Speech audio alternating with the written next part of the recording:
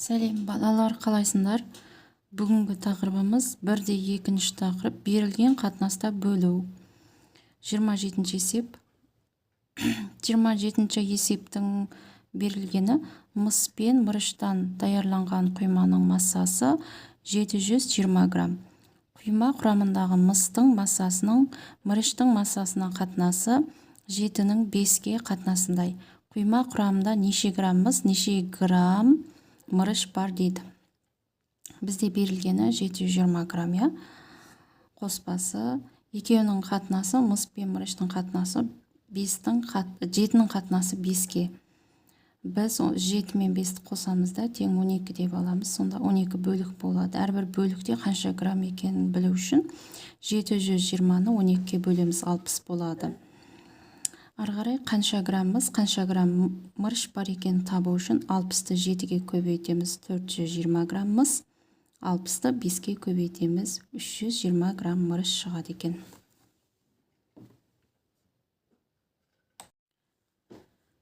Жиырма сегізінші есептің берілгені қоспадағы алтын мен күмістің массаларының қатынасы 5-тің 3-ке қатынасындай. Бірінші 16 грамм қоспада қанша грамм алтын бар. Екінші 56 грамм қоспада қанша грамм күміс бар. Бізге қоспа берілген 16 грамм деп, алтын мен күмістің қатынасы 5-тің 3-ке. Енді бізден сұрап жатыр алтын қанша деп. Біз енді 5x қосылған 3x деп теңдеу түзіп аламыз, тең 16 грамм. 5x-қа 3x қоссақ 8x тең 16, x тапсақ x тең 2 шығады.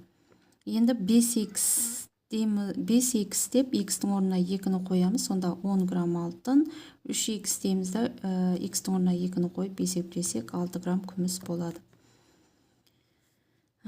Екінші әдіс бойынша да 5-ке 3-ті қосып 8 деп 16-ны 8-ге бөлсек 2 шығады. 2-ні жаңағындай 5-ке және 3-ке көбейтіп тапсақ та болады. Енді екінші сұрақ бойынша бізге қоспа 56 грамм деп берілген.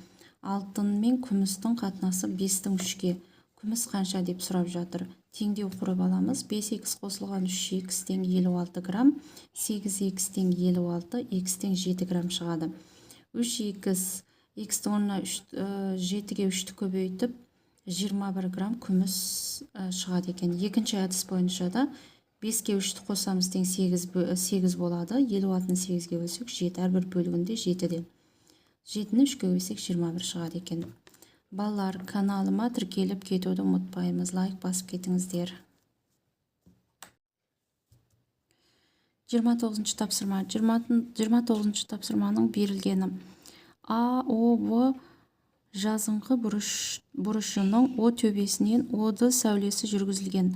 Оды сәулесі 10 градустық өлшемдерінің қатынасы 5-тің 4-ке қатынасындай АОды және ВОды бұрыштарына бөледі. АОды және ВОды бұрыштарының градустық өлшемдерін табыңдар дейді. Міне біз сызбасын сызып аламыз. АОБ деген бұрыш берілген. Бізде бұрыш АОБ 180 градусқа тең. Сұрап жатыр бізден АОды бұрыш қанша, ВОды бұрыш қанша деп. Және бізге берілді бұрыш АОды мен бұрыш ВОдының қатынасы 5-тің 4-ке деп. Теңдеу түзіп аламыз. 5x қосылған 4x тең 180 градус. 9x тең 180 болады. X тапсақ 20 градус. Енді бұрышымыз АОды тең болады 5x. Яғни біз x-ті тауып алдық. X-тің орнына 20-ны қойып 5-ке көбейтсек 100 градус болады. Бұрыш ВОдымыз тең 4x-қа тең. X-тің орнына 20-ны қойып көбейтсек 80 градус болады екен. Екінші әдіс бойынша шығару әдісі 5-тің қатынасы 4-ке. Екеуін қосып жібереміз, 9 болады.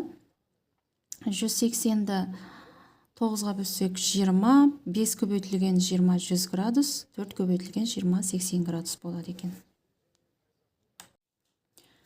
30-шы тапсырма. Екі коммерсант бірігіп коммерциялық жоба жасады. Жобаның жұмысы үшін бірінші коммерсант 17 миллион теңге, ал екінші коммерсант 18 миллион теңге жұмсады. Коммерсанттар коммерциялық жобаны жүзеге асыру нәтижесінде 10,5 миллион теңге пайда тапты. Олар пайданы қалай бөліседі? Жазбаламыз. Берілгені бірінші коммерсант 17 миллион, екінші коммерсант 18 миллион теңге, пайда 10,5 миллион теңге. Енді екеу қалай бөлісіп алады? 17-ге 18-ді қосамыз 35 миллион. 10,5-ді бөлеміз 35-ге тең 0,3.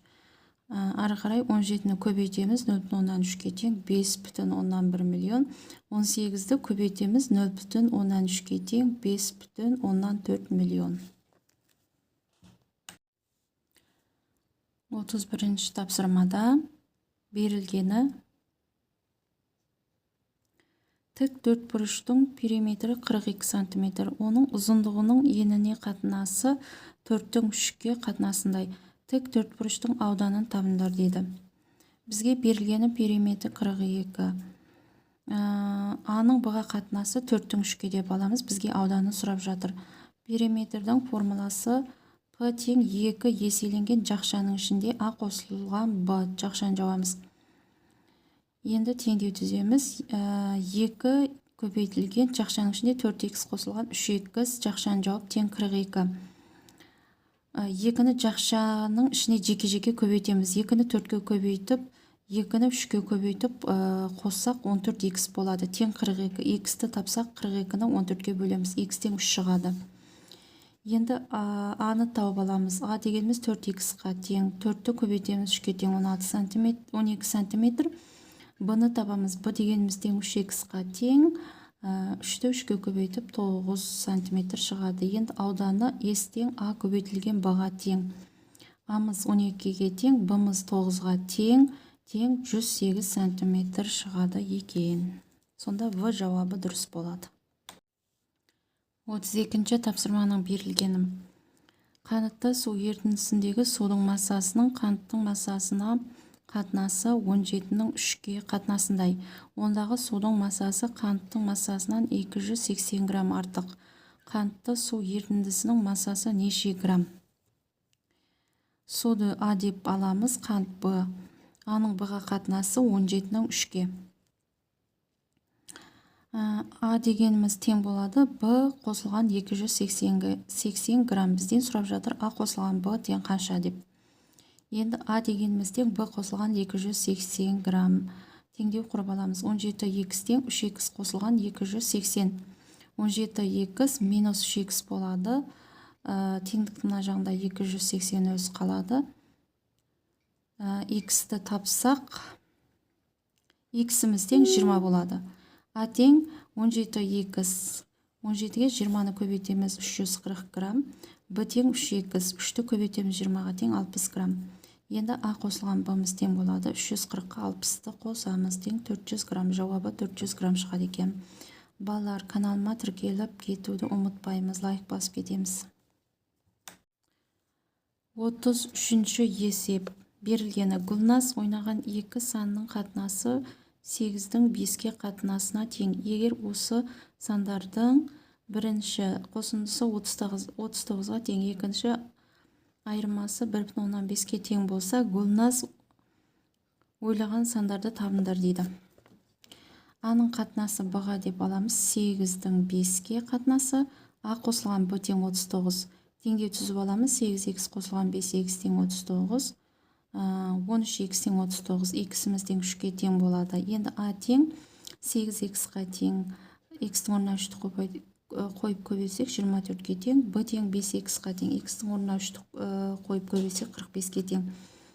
Жауабы, біріншісінің жауабы 24 және 15 шығады. Енді екіншісі А-ның қатынасы Б-ға 8-дің қатынасы 5 деп аламыз. Және Адан Б-ны азайсақ тең 1,5-ке тең. 8х минус 5х тең 1,5-ке деп теңдеу құрып аламыз. 3х тең 1,5. Х-ті тапсақ 0,5-ке тең. А тең 8х. 8 көбейтілген 0,5 тең 4 болады. Б тең 5х. Х-тің орнына 0,5 қойып жатырмыз. 5 көбейтілген 0,5 тең 2,5-ке тең. Жауабы 4 және 2,5 шығады екен. 34-ші тапсырма. Берілгені.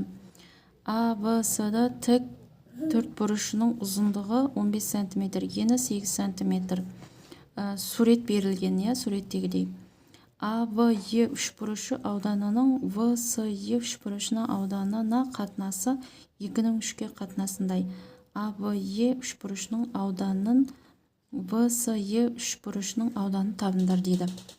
Бізде берілгені А тең 15-ке тең, Б тең 8. АВЕ-нің ВСЕ-ге қатынасы 2-ның 3-ке. Бізден сұрап жатыр АВЕ үшбұрышының ауданы мен ВСЕ үшбұрышының ауданын. Енді біз АВС-ді үшбұрышының ауданын тауып аламыз. А көбейтілген Б тең 15 көбейтілген 8 тең 120. АВС тең болады. АВС-ның 2-ке бөлгенге тең 120-ны бөлеміз 2-ке тең 60. Енді АВЕ үшбұрышының ауданы мен ВСЕ үшбұрышының ауданын қосып жүрсек 60-қа тең. 2х қосылған 3х тең 60 дейміз. 5х тең 60, х тең 12-ке тең. Ары қарай АВЕ тең болады. 2 көбейтілген х, бұл жерде х-іміз 12-ке тең. 2 көбейтілген 12 тең 24.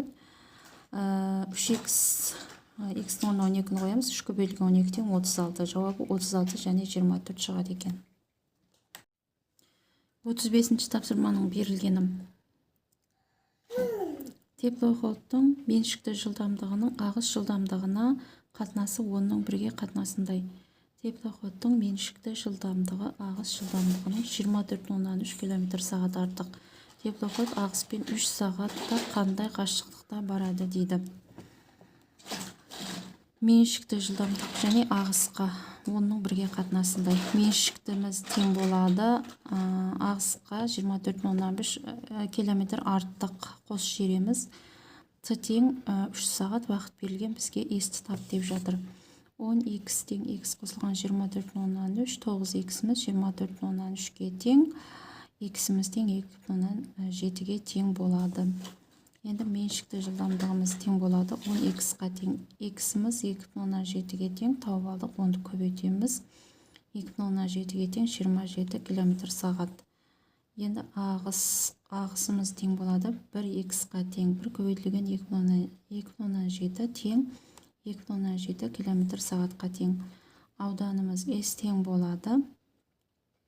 Меншікті жылдамдық пен ағысқа қарсы жылдамдықты екеуін қосып уақытқа көбейткенге тең 27 қосылған 2,7 көбейтілген 3 тең 89,1 км болады. Жауабы 89,1 км.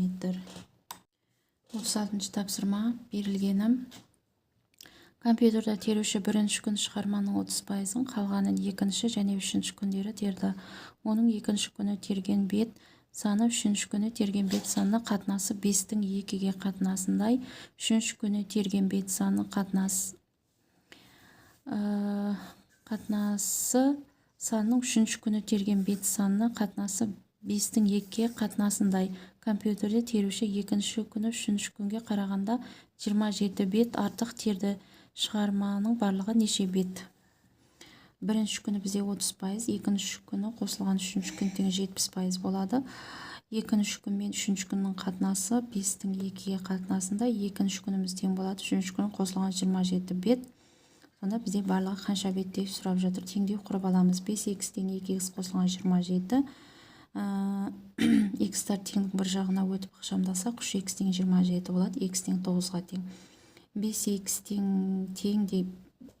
тең болады. 5 көбейтілген 9 тең 45 бет болады. Екінші күн 2х тең 2 көбейтілген 9 тең 18 бет. Үшінші күн 45 қосылған 18 тең 63 бет. Енді пропорция құрамыз. 63 бет 70% болса, х-та 100% деп х-ті тауып аламыз. 90 шығады. Жауабы 90 болады. 37-ші теңдеуді шешіңдер дейді. Бірінші теңдеу берілген. Бірінші теңдеу 1 бөлінген 2 қосылған алымында 1 бөлімінде 1,3-тен 2 х тең 5-тен 2 3-тен 1. Яғни шығарылу жолы. Бұны осылай есептеп шықсақ х тең 4 шығады. Енді мынау екінші теңдеуді есептеу жолы. X тең 5/3-тен 1 шығады. Енді әрі қарай үшіншісінің есептеу жолы теңдеуді. X тең 3/7-ден 4 шығады. Сонда бізде жауабы 4 болады.